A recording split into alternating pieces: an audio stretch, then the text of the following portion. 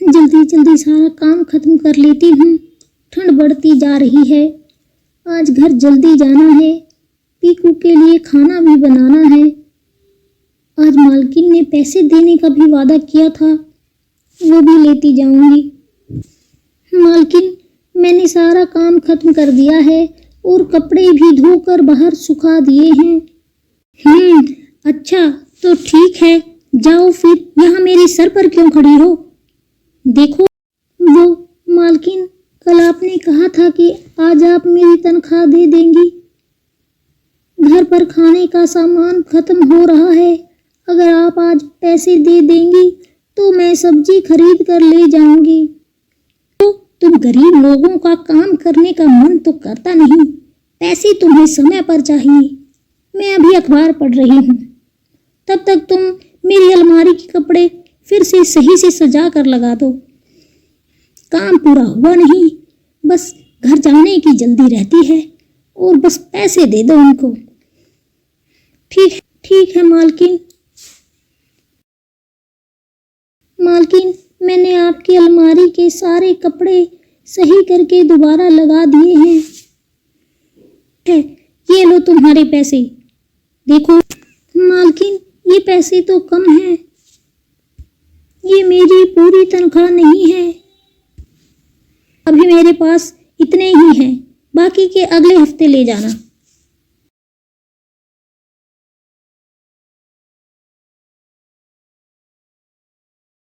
सब्जी ले लो, आलू ले लो, प्याज ले लो, मटर ले लो।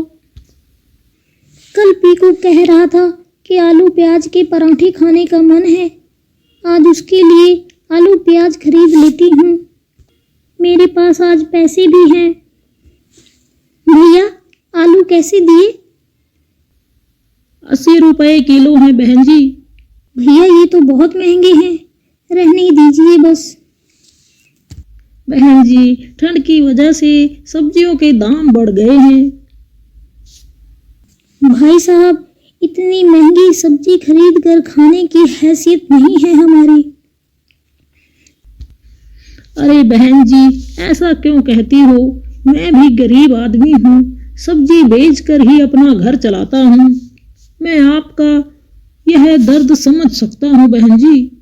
भाई साहब, हम बहुत गरीब हैं। मेरे पति की तबीयत भी ठीक नहीं रहती। मैं अकेली ही घर चलाती हूँ। ठीक, आप ऐसा कीजिए, ये छटे हुए आलू प्याज ले जाइए। ये वैसे भी कम दाम पर ही बिकते हैं। आप इनके 20 रुपए दे दीजिए। ठीक है भैया, आपका बहुत बहुत धन्यवाद। भगवान आपका भला करे। माँ, तुम आ गई। माँ, आज आपने आलू प्याज के पराठे बनाने का वादा किया था। हाँ कमला, मुझे भी तुम्हारे हाथ के आलू के प्याज के पराठे खाने का बहुत मन हो रहा है। तुम प्याज आलू के पराठे बहुत स्वाद बनाती हो। जी ठीक है, मैं बना देती हूँ। आज मालकिन ने तनख्वाह दी थी पर पूरी नहीं दी। मैं बाजार से आते हुए आलू प्याज ले आई हूँ। बस अभी आप दोनों के लिए आलू प्याज के पराठे बना देती हूँ।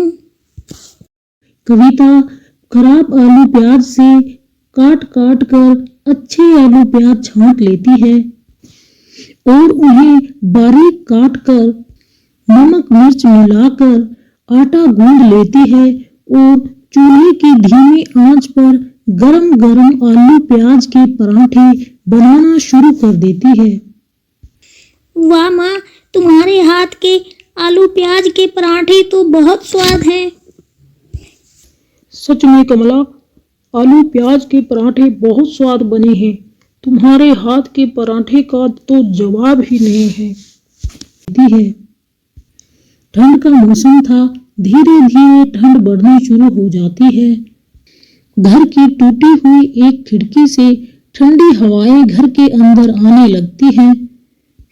ठंड बहुत बढ़ती जा रही है जी, और हमारे घर की छत भी टूट गई है। मेरी तनख्वाह से तो बस 2 वक्त का खाना ही हो पाता है। ठंड बढ़ने से पहले इस छत की मरम्मत करानी होगी। यह सब कहते हुए कमला बहुत उदास हो जाती है। साथ ही परिवार वाले भी उदास हो जाते हैं।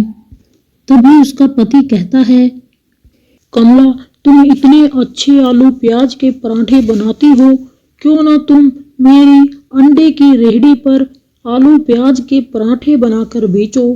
जब से मैं बीमार हुआ हूँ वो रेहड़ी तो ऐसे ही खाली खड़ी है, क्यों ना तुम उसे इस्तेमाल करो। देखो, जब मैं अंडे बेचता था तो रोज के 1000 रुपए कमा लेता था। अगर तुम भी अपना काम शुरू करोगी तो अच्छी कमाई होगी। रोज रोज दूसरों के घर जाकर काम भी नहीं करना पड़ेगा और ना ही ताने सुनने पड़ेंगे। कमला को पति की बात अच्छी लगती है। कमला अपने मायके से मिले हुए सोने के कड़े बेचकर पैसे ले आती है और सब्जी मंडी से आलू प्याज खरीद कर ले आती है।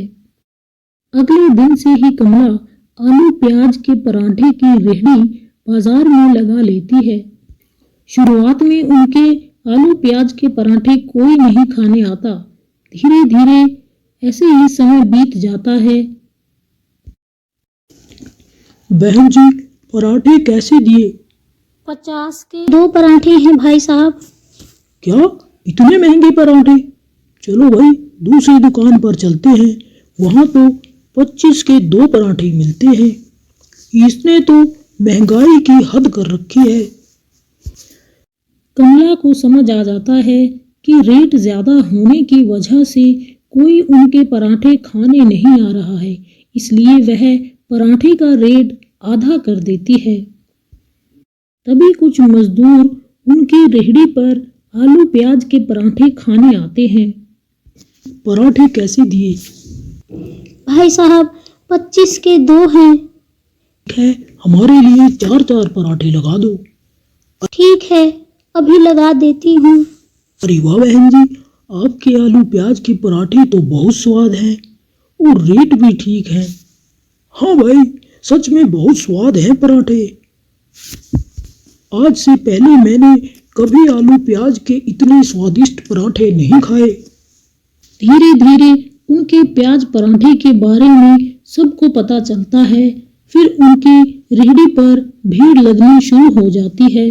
आसपास के फैक्ट्रियों में काम करने वाले मजदूर उनकी रेहड़ी पर आलू प्याज के पराठे खाने आते हैं।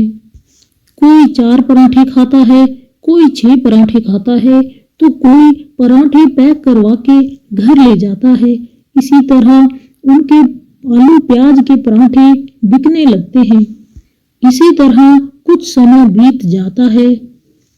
धीरे धीरे उनकी अच्छी कमाई शुरू हो जाती है, जिससे वह सबसे पहले अपने पति का इलाज करवाती है और अपने घर को पक्का करवाती है, जिससे वह ठंड से बच सके।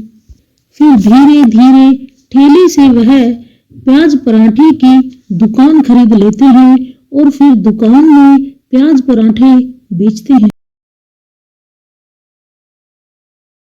अजी सुनते हो, आज आपके आलू का पराठा बना दूं? अरे नहीं भाग्यवान, मुझे आलू का पराठा मत बनाओ, मैं इंसान ही ठीक हूँ। बड़ी आई जादूगरनी मुझे पराठा बनाएगी।